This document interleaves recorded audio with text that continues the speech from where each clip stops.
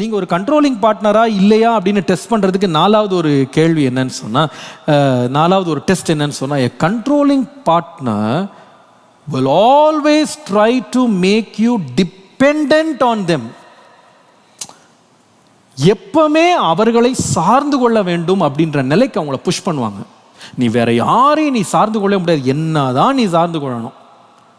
நீ தனியாலாம் போய் எதுவுமே செய்ய முடியாது, நீலாம் சுதந்திரமாக வாழ முடியாது, நீ இண்டிபெண்ட்டாக இருக்கவே முடியாது. அவங்க வந்து அந்த முட்டை ஓடுகளில் நடக்கிற மாதிரி ஒரு உணர்வில் கொண்டு வந்துருவாங்க. நான் இல்லைன்னு வச்சுக்கேன், நான் சொல்லலைன்னு வச்சுக்கேன், நான் உனக்கு ஹெல்ப் பண்ணலன்னு வச்சுக்கேன், நான் உனக்கு வந்து நிற்கலன்னு வச்சுக்கேன், நான் கொடுக்கலன்னு வச்சுக்கேன், அவ்வளோதான் நீ முடிஞ்சுது.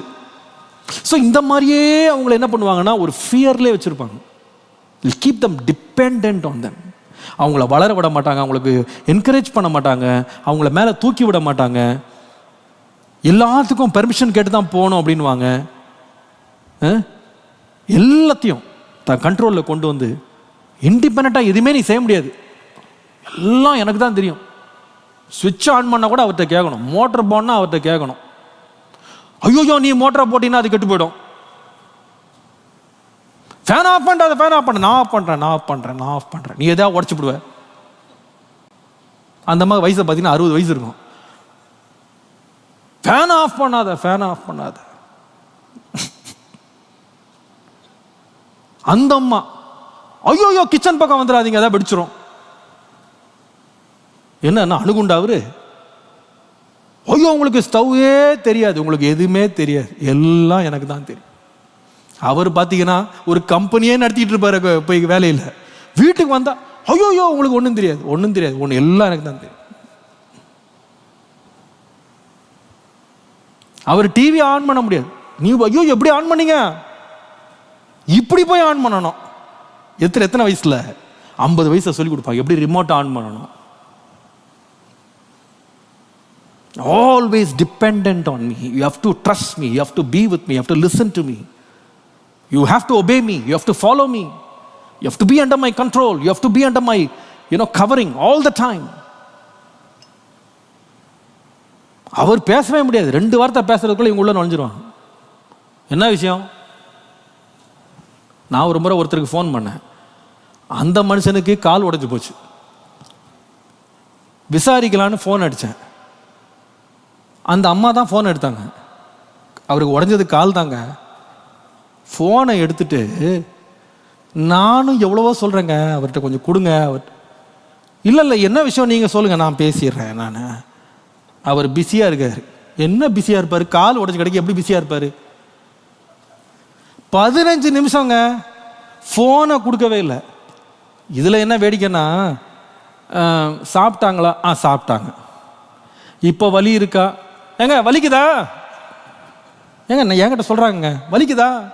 இல்லை நல்லா இருக்கு. நல்லா இருக்காராம். வேற? நான் யோசித்து பார்த்தேன், இதெல்லாம் ஒரு வாழ்க்கையா? இது ஒரு வாழ்க்கையா? டோட்டல் கண்ட்ரோலுங்க, சென்ட்ரலைசேஷன் ஆஃப் பவர். 2 வார்த்தை பேசிட முடியாது, அவ்வளோதான். See, don't be a controlling partner, be a caring partner. Don't make people dependent on you, okay? Give them some independence. You see, they're growing. இன்னும் சில பேர் இல்லை சின்ன குழந்தை மாதிரி நடத்திட்டு இருப்பாங்க. ஒய்ஃபையும் ஹஸ்பண்டையும் என்னமோ கையை பிடிச்சிதான், ஐயோ வலிக்கிற போது, ஐயோ விழுந்துட போறீங்க. நீங்கள் விழுற மாதிரி தான் அவரும் விழ போறாரு, அவர் விழுற மாதிரி தான் நீயும் விழ போற. எதுவுமே செய்ய முடியாதுங்க. என்னமோ குழந்தை மாதிரி அவங்கள, ஒண்ணுமே தெரியாது உங்களுக்கு. அதுல சில பேருக்கு ஒரு பெருமை வேற, அவருக்கு ஒண்ணுமே தெரியாது, அவருக்கு ஒரு பெரிய பெருமை, அவங்களுக்கெல்லாம் ஒண்ணுமே தெரியாதுங்க. பெரிய சாதனையாக்கும். 40 வருஷம் கல்யாணம் நடத்திட்டு ஒன்றும் தெரியாம மக்கா மனைவியை வச்சிருக்குது, இவர் பெரிய சாதனை படிச்சிருக்காரு. இவருக்கு என்ன அவார்டு கொடுக்கறது? ஒண்ணுமே தெரியாது, அவங்களுக்கு ஒண்ணுமே தெரியாது.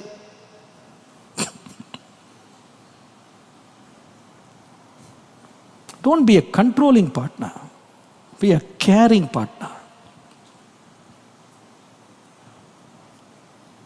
ஒருவரை ஒருவர் மேற்கொள்ள வருகிற எதிரியை சேர்ந்து நின்று மேற்கொள்ளணும். அதான் ட்ரூ ஃப்ரெண்ட்ஸ்.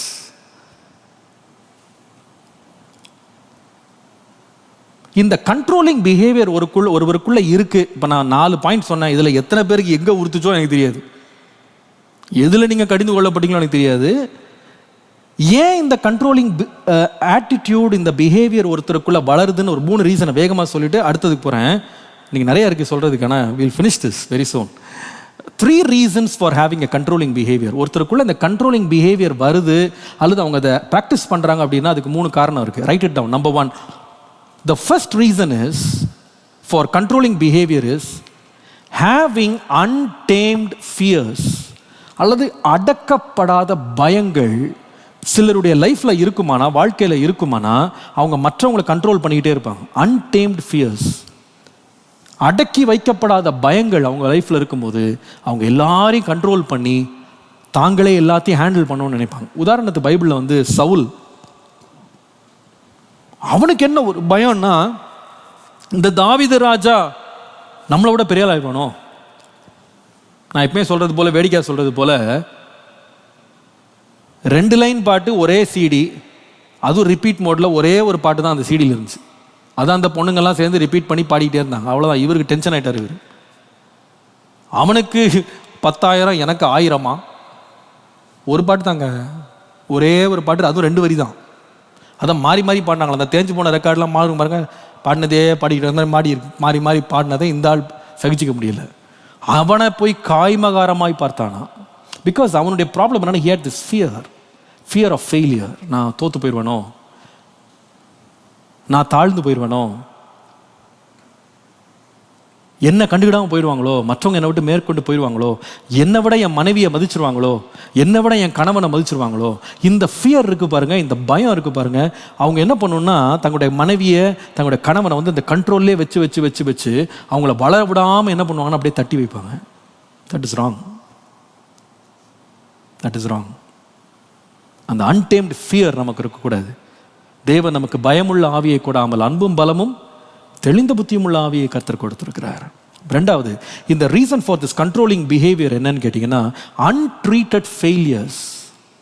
அவங்க வாழ்க்கையில் ஏற்பட்ட தோல்விகளை சரியாக கையாளாமல் போனது.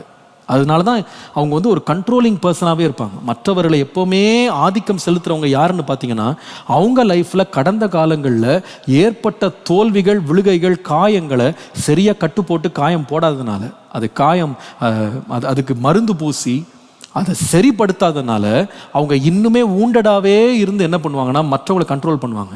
தங்களுடைய பலவீனங்கள், தங்களுடைய ஃபெயிலியர்ஸ் வெளியே வந்துடுமோ, எக்ஸ்போஸ் ஆயிருமோ அப்படின்னு சொல்லியே அவங்க என்ன பண்ணுவாங்கன்னா, தங்களுடைய ஸ்பௌஸை கண்ட்ரோல்லே வச்சுருப்பாங்க. நீங்கள் நிறைய ஹஸ்பண்ட்ஸ் அண்ட் ஒய்ஃப்ஸை நீங்கள் இந்த மாதிரி உள்ள ப்ராப்ளம்ஸில் இந்த கண்ட்ரோலிங் பர்சனாக இருக்கிறவங்கள போய் தனியாக பேசுனீங்கன்னா, many of them will reveal their childhood failures, childhood fears, wounded childhoods. அவங்களுடைய சின்ன வயதில் அவங்களுக்கு ஏற்பட்ட சில தோல்விகள், அவங்க செய்த சில குற்றங்கள், பாவங்கள், அதுக்கு சரியான பரிகாரம் தேடி ஒழுங்காக மன்னிப்பு கேட்டு அதுலேருந்து ஒரு விடுதலை பெற்று குற்றமனசாட்சியிலேருந்து வெளியே வராத அநேக கணவன் மனைவிமார் வந்து தங்களுடைய தோல்விகள் வெளியே வந்துருமோ அப்படின்னு பயந்துட்டு அவங்க என்ன பண்ணுவாங்கன்னா, மற்றவங்களை கண்ட்ரோல் பண்ணியே அவங்க என்ன பண்ணுவாங்கன்னா, தங்களுடைய தோல்விகளை மறைக்க பார்ப்பாங்க. நீங்கள் இந்த ஹிட்லர் அப்படின்ற மனுஷனை நீங்கள் படிச்சீங்கன்னா, அவனோட லைஃப்பில் வந்து this is exactly what happened. அவர் வந்து மிலிட்ரிக்கு வரணும்னு கூட அவர் நினைக்கல, நாட்டை ஆளணும்லாம் நினைக்கல. அவர் வளர்ந்த வீடு எப்படிப்பட்ட வீடுன்னா, அவங்க அப்பா வந்து ரொம்ப டாமினேட்டிங் பர்சனாக, அவருடைய ஹிஸ்ட்ரி நீங்கள் படிச்சீங்க, ரொம்ப டாமினேட்டிங் பர்சன், ரொம்ப ஷார்ட் டெம்பர் இருக்குமா அவருக்கு. உடனே அடிச்சிருவாராம், திட்டிடுவாராம், ரொம்ப அவரை போட்டு நசுக்குவாராம் அவங்க அப்பா. ஜெர்மனியை ஆண்ட இந்த ஹிட்லர், அவனோட அப்பா பயங்கரமான, பிள்ளைங்களாம் பயந்து நடுங்கி தான் இருப்பாங்களாம் வீட்டில். இந்த ஹிட்லர் வந்து பயந்து சின்ன வயசுலேருந்து அப்படியே வளர்ந்து அப்படியே அடக்குமுறையிலே இருந்திருக்கிறாரு. அதுக்கப்புறமா அவர் வந்து சின்ன வயசில் அவருடைய ஒரே ஆசை என்னன்னா, வாழ்க்கையில் என்னவா மாறணும்னா, ஒரு நல்ல ஓவியனாக மாறணும், ஆர்டிஸ்டாக மாறணும்னு அவர் ஆசைப்பட்டார். வேறு எதுவுமே கிடையாது. He wanted to be an artist. அப்போ ஒரு நாள் ரொம்ப பயந்து அவங்க அப்பாட்ட போய் சொன்னாராம், டாடி நான் ஒரு ஆர்டிஸ்டாக மாற போகிறேன். அவங்க அப்பாவுக்கு கடும் கோபமாச்சான். அவர் சொன்னாரா, I will never give you permission, நீ ஆர்டிஸ்டாக மாறக்கூடாது. இப்படி அந்த அடக்குமுறையிலேயே இருந்த இந்த ஹிட்லர் கடைசியில் அவங்க அப்பாவுடைய மரணத்துக்கு அப்புறமா ஆர்டிஸ்டாக மாறினது மாத்திரம் இல்லை, தனக்குள்ள பென்டப் ஃபெயிலியர்ஸ் இருக்குது பார்த்தீங்களா, இந்த டிஸப்பாயின்மெண்ட்ஸ் அதை வெளிப்படுத்துறதுக்கு ஒன்று தான் அவர் கண்டுபிடிச்சார். என்னன்னு கேட்டால், நான் வந்து அதிகாரத்தை கையில் பிடிச்சி என் நாட்டையே அடக்கணும். நான் கீழே என்ன அடக்கினாங்களே, நாட்டே அடக்கணும். கடைசியில் பார்த்தீங்கன்னா அதோடைய விளைவு என்னன்னு கேட்டிங்கன்னா, 60 லட்சம் யூதர்களை அவன் கொன்று போட காரணமாக இருந்தான்.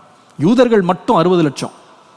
அது இல்லாமல் யுத்தத்தில் கொல்லப்பட்டவங்க பல லட்சம் பேர். அப்படி ஒரு அனிமல் மாதிரி அவன் மாறிட்டான். He controlled his country. ஒரு வார்த்தை யாரும் எதிர்த்து பேச முடியாது. அப்படி ஒரு சர்வாதிகாரியாக மாறினான். நிறைய குடும்பங்களை போய் பாருங்க. சில பேர் பார்த்தீங்கன்னா அப்பாட்ட ரொம்ப அடக்கு முறையில் வளர்ந்த பிள்ளைங்கள்லாம் பார்த்தீங்கன்னா, அவங்க வந்து அந்த அதிகாரத்தை வீட்டிலையோ தங்களுடைய எண்ணங்களை வெளிப்படுத்த முடியாமல் அந்த டாமினேட்டிங் ஃபேமிலிஸில் வளர்ந்த பிள்ளைங்க பார்த்தீங்கன்னா, யாரை டாமினேட் பண்ணுறதுக்கு ட்ரை பண்ணுவாங்கன்னா, தன் மனைவியை அடித்து உதச்சி பேச விடாமல் ஃபுல் டாமினேஷனில் கொண்டு வந்துருவாங்க. என்ன பண்ணாங்களே, நான் உன்னை பண்ணுறேன் பார். This what I learned. இது என்னன்னு சொன்னால் untreated failures. Number 3, the third reason why people resort to this controlling behavior என்னன்னு கேட்டிங்கன்னா, utter foolishness. முழுவதுமான முட்டாள்தனம். வாழ்க்கை எப்படி வாழணும்னு கூட தெரியாது, குடும்பம் நடத்தவே தெரியாது, இன்னொருவரை எப்படி நடத்தவே தெரியாது. ஒரு முழு முட்டாளாக அவங்க வாழ்வாங்க. அறிவற்றவர்களாக இருப்பாங்க.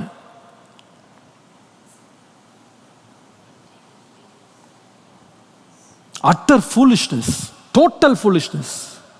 அதனால தான் பைபிளில் போட்டிருக்கு, ஒரு புத்தி உள்ள மனைவி தான் வீட்டை கட்டிடுவாளாம், புத்தி இல்லாதவளோ தன் கைகளாலே என்ன பண்ணுவாளாம், அதை இடிச்சு போடுவா. ஆனால் அவளுக்கு தெரியாது எப்படி ஹேண்டில் பண்ணணும். அதை யார்ட்டையும் கேட்கவும் மாட்டாங்க. சில பேர் சொல்லுவாங்க பாருங்க, ஒன்று சொல் புத்தி இருக்கணும் அல்லது சுய புத்தி இருக்கணும், ரெண்டுமே இருக்காது. ஆனால் எல்லாம் தெரிஞ்ச மாதிரி முன்னாடி போகிறது. But along the way they destroy marriages and families. To end this, நிறைய பேசிட்டேன் நான், நிறைய டாபிக்ஸில் உங்களுக்கு கொண்டு வந்தேன். What is controlling behaviour, controlling பிஹேவியர்லேருந்து வெளியே வந்தால் என்ன நன்மை கிடைக்கும், கண்ட்ரோலிங் பிஹேவியர் ஏன் நமக்குள்ளே வருது, இதெல்லாம் நம்ம படித்தோம். ஆனால் கடைசியாக முடியும் போது I want to talk about 4 things, 4 ways to change a controlling behavior. நமக்குள்ளே இந்த மாதிரி ஒரு கண்ட்ரோலிங் பிஹேவியர் இருக்குன்னா அதை மாற்றத்துக்கு நேராக கொண்டு போவதற்கு நாம் எடுக்க வேண்டிய 4 முக்கியமான காரியங்கள். 4 important things. எந்த சுபாவமாக இருந்தாலும் எந்த பழக்கமாக இருந்தாலும் நம்ம மாற முடியும் அப்படின்றத நீங்கள் நம்பணும். எந்த ஹேபிட்டாக இருக்கலாம், அதை நீங்கள் சேஞ்ச் பண்ணலாம், அன்லேர்ன் பண்ணலாம். சில பேர் ரொம்ப முதிர்ந்த வயதில் இதை நீங்கள் கேட்டுக்கொண்டிருக்கலாம். நீங்கள் சில இளமையான குடும்பங்கள் இதை கேட்டுட்டு இருக்கலாம். எந்த நிலையில் நீங்கள் இருக்கலாம், நிறைய மிஸ்டேக்ஸ் நீங்கள் பண்ணியிருக்கலாம். But you can always change.